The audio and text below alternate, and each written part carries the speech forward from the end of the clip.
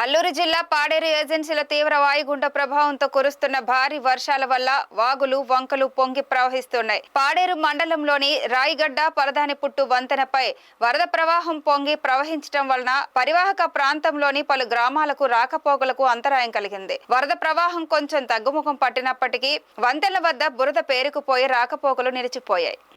మాడుగుల మండలంలోని సూరిమెట్ట వంతెన కొట్టుకుపోయి వాహన రాకపోకలకు అంతరాయం కలిగింది. ముంచింగుపుట్టు మండలంలోని జాముగూడ ఆంధ్ర ఒడిశా సరిహద్దు బూసిపుట్టు బ్రిడ్జి వరదల దాటికి పూర్తిగా కొట్టుకుపోవడంతో రాకపోకలు స్తంభించిపోయాయి. వాగులు వంకలు పొంగడం వల్ల ఏజెన్సీలోని రహదారులు కోతలు పడింది. పలు చోట్ల రహదారులు కొట్టుకుపోయినవి. వరదలు తగ్గక గిరిజన గ్రామాలు జనజీవనం స్తంభించిపోయింది. అలాగే ఏజెన్సీలోని పలు ప్రాంతాలలో పంట పొలాలు పూర్తిగా నీట మునిగిపోయాయి.